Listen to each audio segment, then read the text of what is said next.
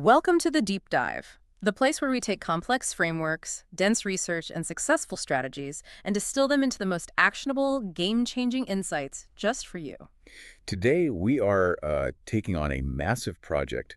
We're diving deep into what is arguably the most systematic, structured roadmap for founders out there, the 24 steps of disciplined entrepreneurship. And this isn't just some checklist, right? It's a meticulously crafted operating manual. Exactly.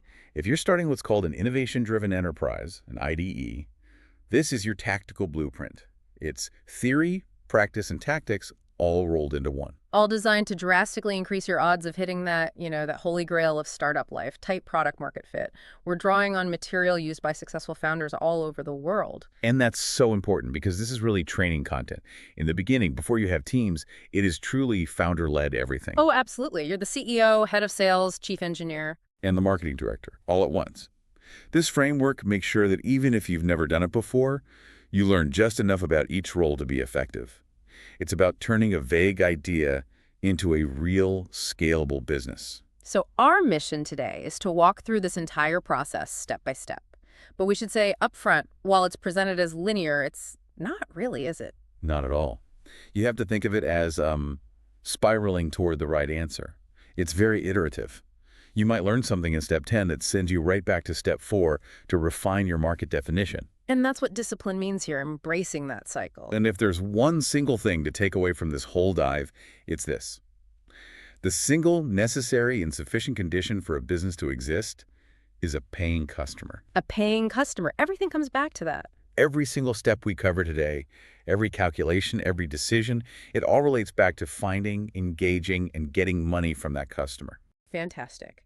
So let's unpack this blueprint. We're going through all 24 steps, divided into 6 logical phases: market identification, quantification, product definition, acquisition strategy, the financial engine, and finally, launch and scaling. Okay, let's start at the very beginning with step 0. How do I get started? Most founders begin with an idea, right? Or maybe some cool tech from a lab.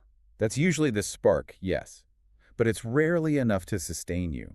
The goal is to find what the framework calls a hybrid idea. A hybrid idea, what does that mean? It's where two forces converge. First, you have market pull. That's a deep, undeniable customer pain point.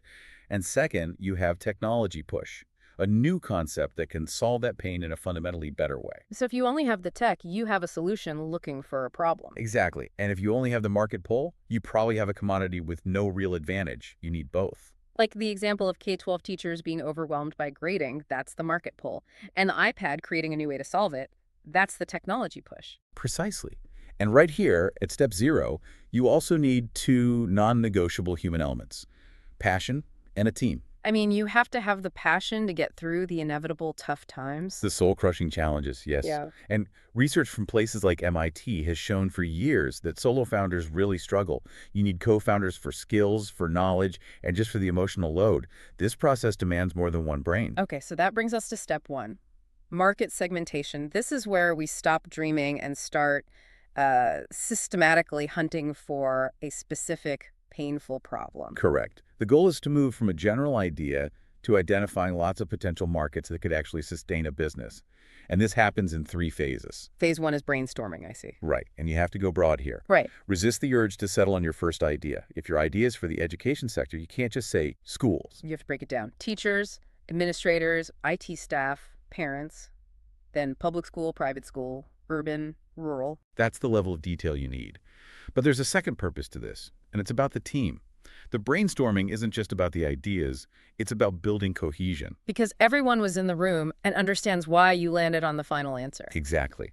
That shared history is what holds you together when you disagree later. So after brainstorming, phase 2 is narrowing that huge list down to your top 6 to 12 opportunities. And then comes the hard part. Phase 3, primary market research, or PMR.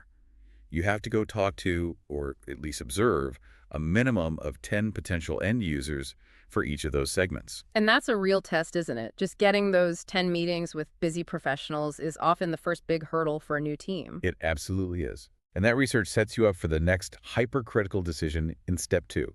selecting a beachhead market. I love the military metaphor. It really forces you to focus. What's the definition here? A beachhead market is the single initial market segment you commit all your resources to dominating. Notice the singular, beachhead market, not markets. No plural. If you try to serve 3 markets, you're really serving none of them. You've got it.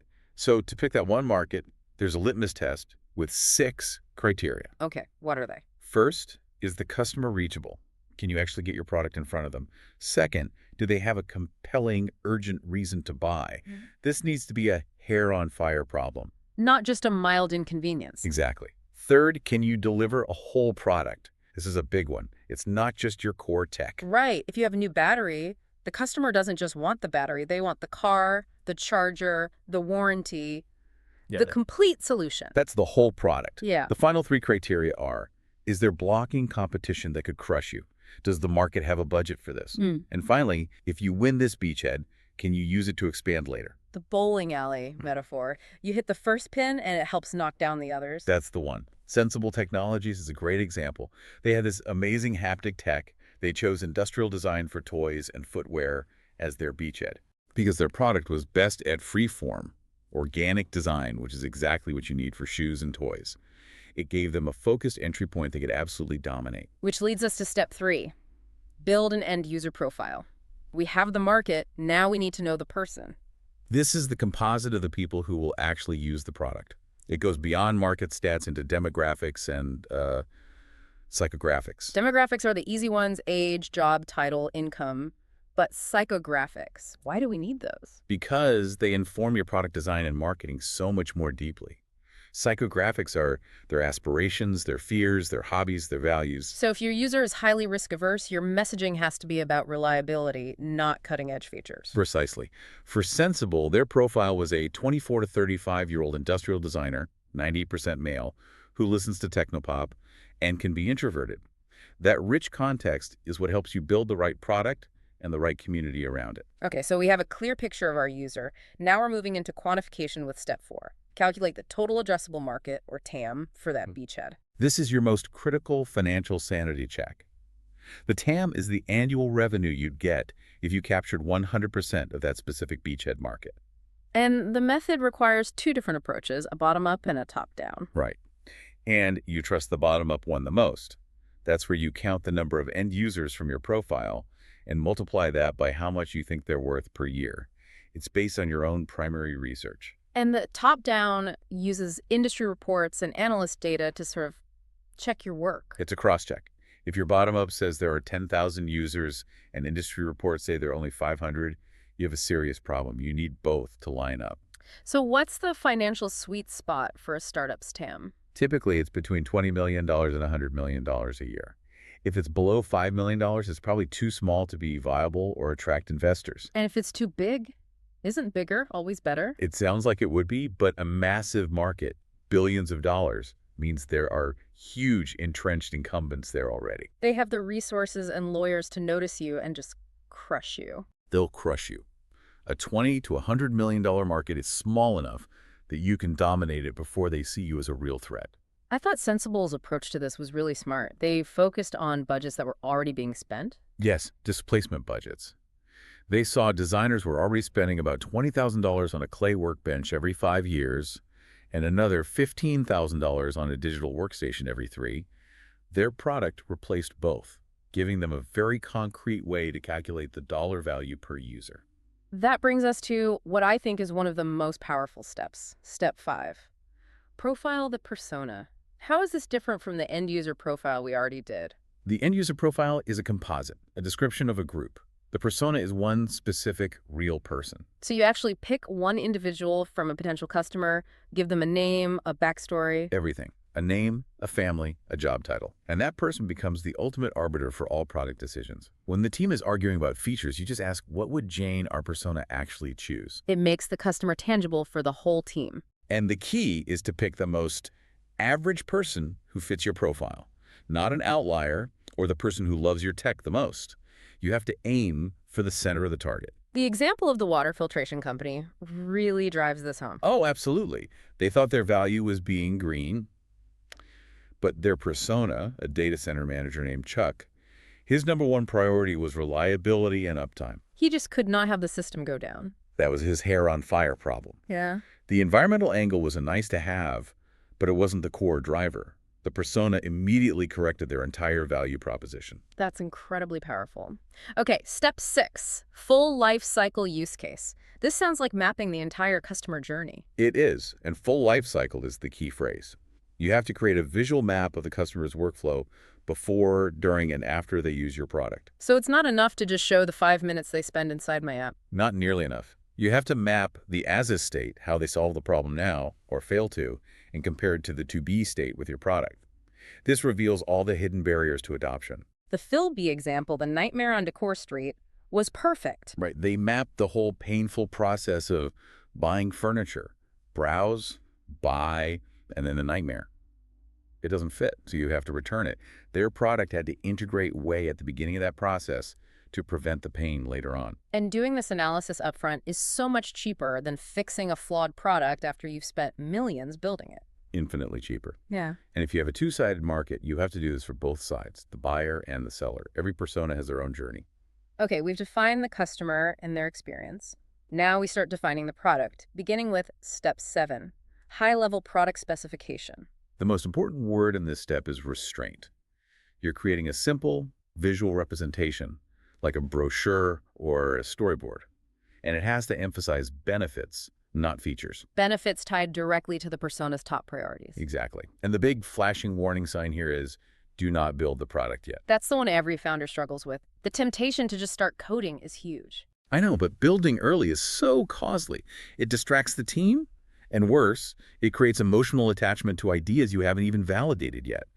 A simple brochure is easy to throw away. 6 months of code is not. The Lifetime Supply example showed this well. They created a brochure for their college supply subscription service. And it clearly laid out the benefits for students' convenience and for parents' cost savings, reminders. They sold the value proposition without writing a single line of code. Which flows right into step 8, quantify the value proposition, turning those benefits into dollars and cents. Yes. Instead of saying your software improves efficiency, you have to, our software reduces labor time by 40 days a year, which saves you $15,000 in salary costs. You measure the as-is state and calculate the improvement. And then, crucially, you have to take that calculation back to your persona and get them to agree with it. If they don't believe your numbers, your value prop is flawed. So we've quantified the value for one person, our persona. Now we need to make sure they're not an outlier. That's step 9. Identify your next 10 customers. This is your validation step. You find 10 more people who fit the profile and you talk to them. The goal is to confirm they're similar to your persona and, ideally, to confirm they would be willing to buy. It gives you confidence that this opportunity is actually scalable. Exactly. It's a chance to refine everything you've done so far. The profile, the TAM, the persona, the value prop. You're moving from a single data point to a small but significant data set. Okay, now we shift focus inward a bit with step 10. Define your core. What exactly is the core? The core is your single, hard-to-replicate asset that gives you a sustainable competitive advantage. It's things like network effects, proprietary technology, a powerful brand. So the core is not what the customer buys. That is the critical distinction. Customers buy your competitive position, which is step 11. Your core is how you build that position and defend it over time. Selling without a core is building a business on sand. Sensible Technology struggled with this, right? They thought their core was their hardware, the haptic device. Yes, but they realized hardware could eventually be copied. So they redefined their core as the proprietary software that ran the device. It had to update at 1,000 frames per second to create the sensation of touch. That was way harder to replicate. So once you know your internal core, you map your external position in step 11. Chart your competitive position. This is an exercise in ruthless focus. You create a 2x2 matrix, and the axes are based only on your persona's top 2 priorities. So if our data center manager, Chuck, cares most about reliability and cost, those are the only 2 things on the chart. Nothing else matters for this exercise. And your success indicator is non-negotiable. Your company must be in the top right quadrant. Meaning you're the best on both of the customer's top 2 priorities. If you're not, you have to go back and reevaluate your product or your market until you are. You have to be unambiguously superior on what matters most to the customer. All right, we've defined our competitive edge. Now we need a strategy to actually acquire customers. Step 12 is determine the customer's decision-making unit, the DMU. You can have the best product in the world, But if your user can't get the budget for it, you have nothing. The DMU is about mapping the political landscape inside the customer's organization. Because the person using the product is rarely the one who pays for it. Almost never in B2B. So you have to identify all the key roles. You have the end user, your persona. You have the economic buyer who controls the budget. Then you have your champion, the person inside who fights for you. And then the dangerous ones, influencers and people with veto power. Exactly. Veto power is huge. These are people in legal or IT or purchasing who can kill a deal dead, even if everyone else wants it. The data center filtration team ran right into this. They did. The facilities manager was the economic buyer, but Chuck, the end user, had veto power. If he didn't trust the system's reliability, the deal was off no matter what the budget said. So once you know who decides, step 13 is to map the process to acquire a paying customer. This is about detailing the sequence of steps that DMU goes through to buy something. It helps you figure out your sales cycle length and find bottlenecks. We usually break it down into 7 stages. Let's run through them quickly. It starts with awareness and discovery, then evaluation and education. Third is commitment, then validation or testing. Fifth is the big one, purchase. The moment money changes hands, what comes after? Installation and setup. And finally, loyalty and advocacy, where they're so happy they buy more or tell their friends. In this step, the idea of windows of opportunity and triggers comes up. What's the difference? A window of opportunity is a period when the customer is most open to buying. Think of budget cycles or a new regulation coming into effect. It's a predictable event. And a trigger is the action you take to capitalize on that window. Precisely. The window opens and you use a trigger. A great example is a security company. A major data breach hits the news. That's the window of opportunity. Their trigger is to immediately offer a special security audit to potential customers. That makes perfect sense. And finally for this section, step 14, follow-on markets, planning for expansion. Yes, and the discipline here is to change only one variable at a time. Meaning you can either sell your existing product to a new customer group or sell a new product to your existing customers, but not both at once. Never both. It's too risky. You dilute your resources and your brand. You have to leverage the win from your beachhead. Like Sensible, they had to add new file formats to their product to sell into the jewelry and automotive markets. Right. They slightly changed the product, but they kept the same type of customer designers. That's the change one variable rule in action. Okay, we're entering the financial engine. This is where things get serious. Step 15. Design a business model. The business model is how you capture value. It's the architecture of how you get paid. And it is absolutely not the same thing as pricing. An innovative business model can be a competitive advantage in itself. A huge one. Think of Amy Street's variable pricing for music. The price went up as a song got more popular. That wasn't just pricing. It was a model that incentivized discovery and early adoption. And what's a model to avoid? The framework really warns against cost plus in the long term. It signals that your product is just a commodity. Your model should be based on the value you create, not your costs. Which leads right into step 16. Set your pricing framework. How do we price based on value? You aim to capture a fraction of that value you quantified back in step 8. And you have to understand your early customers. The tech enthusiasts and early adopters are often price inelastic. They'll pay more to be first or to solve a problem no one else can. Exactly. So you can often start with a higher price and offer special discounts for those crucial lighthouse customers who give you credibility in case studies. Moving on to step 17. Estimate the lifetime value, or LTV, of an acquired customer. This feels like the anchor for the whole financial model. It is. LTV is the net present value of the profit a customer generates over a set time, usually 5 years for a startup. Any longer than that is just too speculative. And what's the golden rule of unit economics here? LTV must be at least 3 times greater than your cost of customer acquisition, or QOCA. LTV has to be 3x QCA, or you're losing money on every customer. You're hemorrhaging cash. And understanding what drives LTV, your margins, your retention rate, purchase frequency, is key to making smart decisions. If your LTV is too low, you have to find a way to make your product stickier. The Helios fleet example showed this. They had a big upfront payment, but low LTV. Right, because after that big initial payment, there was no strong reason for the customer to stick around. There was no recurring revenue. They had to go back and redesign their business model to encourage follow-on orders and boost that LTV. So step 18 maps the sales process, but now with LTV in mind. Yes, Your LTV tells you how much you can afford to spend to get a customer, which dictates your sales channel. There are three main channels, right? Three main ones: high-cost, high-touch field sales, which you can really only afford if your LTV is above, say, $30,000. Then you have inside sales over the phone and web. And finally, the lowest cost, internet or self-service. Your LTV determines which of these is viable. And that brings us to the other side of the equation, step 19. Estimate the cost of customer acquisition, key OCA. This is the number that founders are almost pathologically optimistic about. It is always underestimated. And in the beginning, key OCA is usually higher than LTV, isn't it? Almost always. The challenge is to bring it down over time. And you must use a top-down calculation. Not a bottom-up one, because that misses all the hidden costs. All of them. Top-down is simple. Add up all your sales and marketing expenses in a period, salaries, ads, travel, everything, and divide by the number of new customers you got. And you have to track that number over time to see if the trend is going down. If it's not going down, you don't have a sustainable business.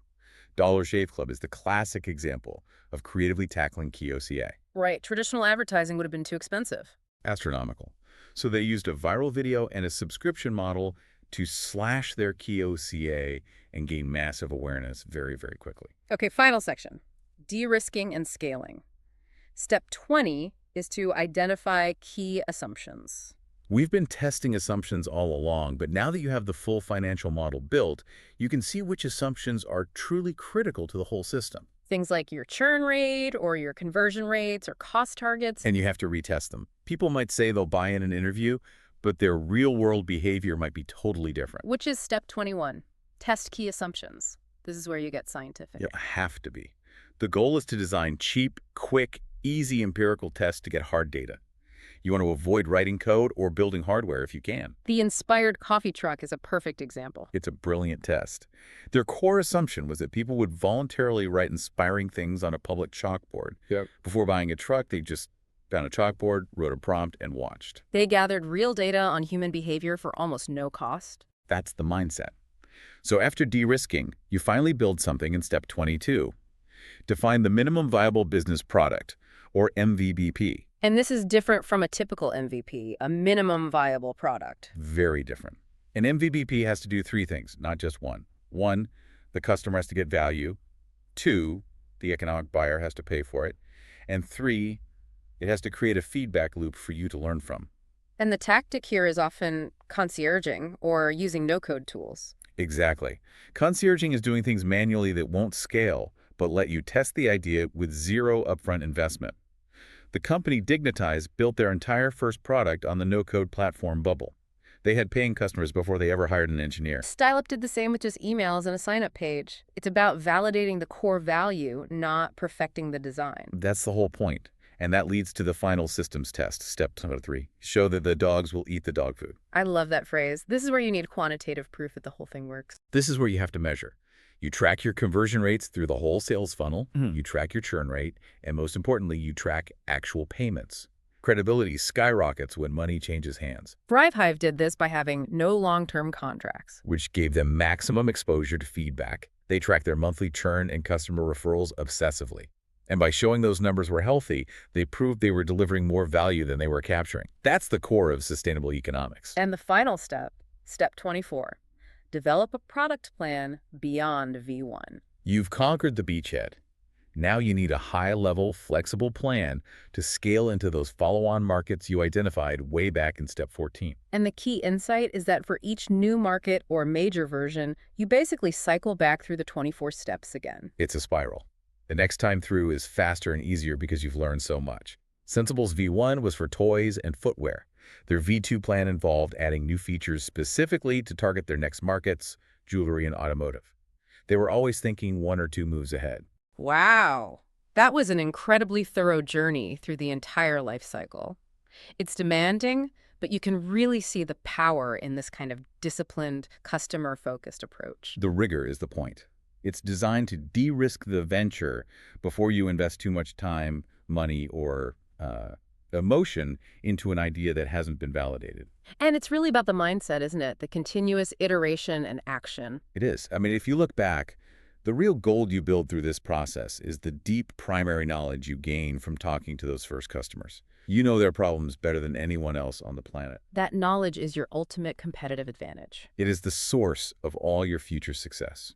So as you think about this whole roadmap, we want to leave you with one final thought. Out of all the assumptions you currently hold about your market, your product, or your customer, which core assumption needs the most immediate, simple, and cheap empirical testing before you take your next big step? Intelligent, disciplined, and adaptive action. That's the entrepreneur's superpower. Thank you for joining us for this deep dive into discipline entrepreneurship. We'll catch you next time.